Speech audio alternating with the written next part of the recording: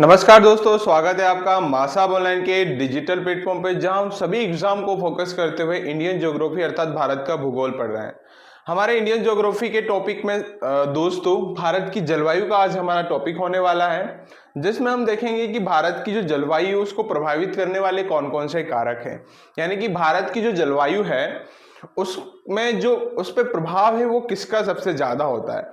तो हम स्पेसिफिक एक पॉइंट पे नहीं जा सकते कि जो भारत की जो जलवायु है उस पर इसी का प्रभाव रहा होगा, क्योंकि इसके लिए काफ़ी ऐसी चीज़ें होती है जो पे इस पे प्रभाव डालती है। मतलब कई सारे ऐसे कारक होते हैं जो कि भारत की जलवायु को इसमें बनाने में कई महत्वपूर्ण भूमिका निभाते हैं, जिसमें आज हम देखने वाले हैं दोस्तों कि भारत की जो जलवायु है वो कैसी जलवायु है और उसमें कौन कौन से ऐसे कारक है जो कि इसमें अहम भूमिका निभाते हैं दोस्तों।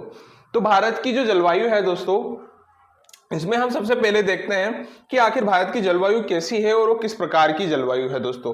तो किसी स्थान तो सब इसके पहले हम देखेंगे कि जो जलवायु है वो होती क्या है ना। एक शब्द आपने सुना होगा जलवायु का, सुना होगा, एक वर्ड सुना होगा मौसम का। तो मौसम और जलवायु में क्या फर्क होता है ये चीज हम देखेंगे कि भारत की जो जलवायु है किसी स्थान अथवा देश में लंबे समय के तापमान, वर्षा, वायुमंडलीय दबाव तथा पवनों की दिशा व वेग का अध्ययन व विश्लेषण जलवायु कहलाता है।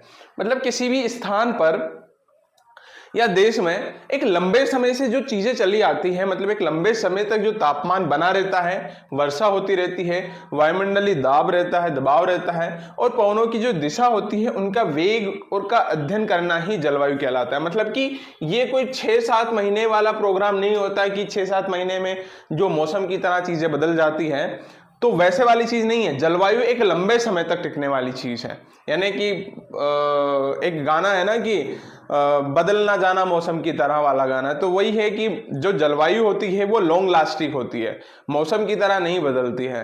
तो आप अपने दोस्त बनाइए तो जलवायु की तरह बनाइए, ना कि मौसम की तरह बनाइए, ठीक है। तो यहाँ से हम ज्योग्राफी से भी हमारी जो जीवन की चीजें सीख सकते हैं कि आपको अगर दोस्ती या फ्रेंडशिप बनाना है तो वो जलवायु की तरह बनाना है, ना कि मानसून की तरह बनाना है, मौसम की तरह बनाना है, ठीक है।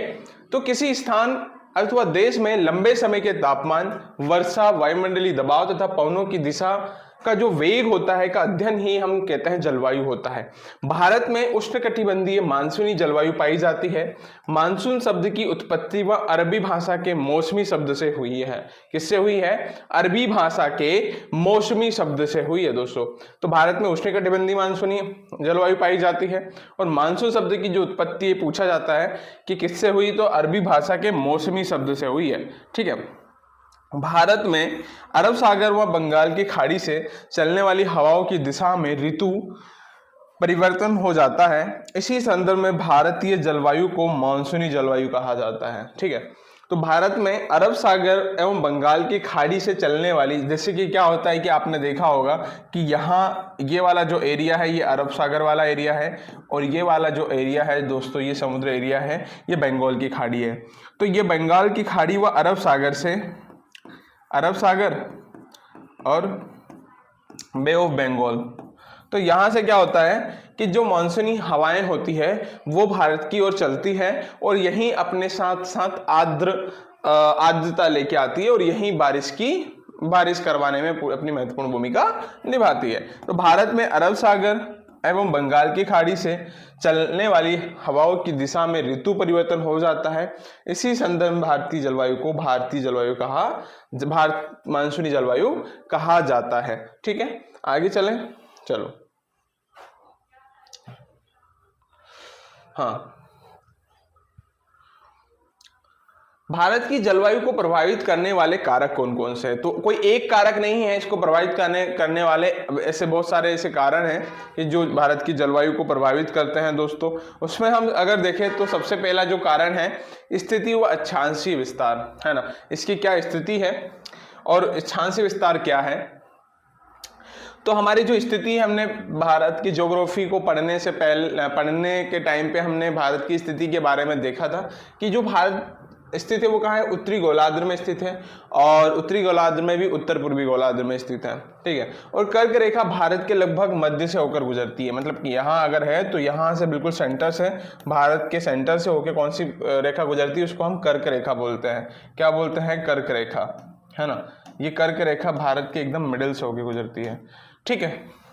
यहाँ का तापमान उच्च रहता है, ये भारत का उष्णकटिबंधीय जलवायु कहलाता है, मतलब यहाँ का जो तापमान है ये काफ़ी उच्च रहता है, इसके आसपास वाला जो रीजन है। तो भारत की जो जलवायु है वो केवल एक ही रीजन नहीं है, उसमें स्थिति विस्तार तो ये कौन सा है, उत्तरी गोलार्ध में स्थित है, कर्क रेखा के लगभग मध्य से होकर गुजरती है, यहाँ का तापमान उच्च रहता है, ये भारत का उष्णकटिबंधीय जलवायु वाला क्षेत्र है, ठीक है। चलिए आगे देखते हैं, समुद्र से दूरी, है ना। समुद्र से दूरी जो है, भारत की तीनों ओर से समुद्र से घिरा हुआ है। भारत के पश्चिमी तट, पूर्वी तट और दक्षिण भारतीय क्षेत्र में समुद्री जलवायु का प्रभाव पड़ता है, किंतु उत्तरी भारत, मतलब कि अगर हम यहाँ की बात करें तो ये वाला रीजन है ना, और ये वाला रीजन और ये वाला, यहाँ तो पानी समुद्र से घिरा हुआ एरिया है, लेकिन यहाँ जब हम उत्तर में जाते हैं तो ये वाला रीजन पूरा समुद्र सतह से दूरी है। तो क्या होता है कि उत्तरी भारत और उत्तरी पश्चिमी भारत, उत्तर पूर्वी भारत पर समुद्री जलवायु का प्रभाव नगण्य है। किसका, यानी कि ये वाले रीजन पे तो बहुत ज़्यादा प्रभाव है, ये वाले रीजन पे, लेकिन जैसे हम ऊपर की तरफ पहुँचते हैं तो यहाँ नगण्य हो जाता है, ठीक है। दूसरा क्या है, नेक्स्ट पॉइंट क्या है, उत्तर पर्वतीय श्रेणियां। अगर मान लो उत्तर पर्वत, जो हिमालय पर्वत को बोला जाता है उत्तरी पर्वत श्रेणियों में, अगर वो नहीं होती तो शायद भारत की जो जलवायु है और कुछ होती, मतलब कि आज जो भारत की जलवायु हम देख पा रहे हैं वो कुछ और स्थिति में होती। तो हिमालयी क्षेत्र से भारत की जलवायु को प्रभावित करता है, यहाँ मानसून की अवधि में भारतीय क्षेत्र में वर्षा का कारण भी बनता है, तथा शीत ऋतु में तिब्बती क्षेत्र से आने वाली अत्यंत शीत लहरों में रुकावट पैदा करता है। मतलब कि देखा जाए तो ये एक दो तरह से हमारे लिए कारगर साबित होता है।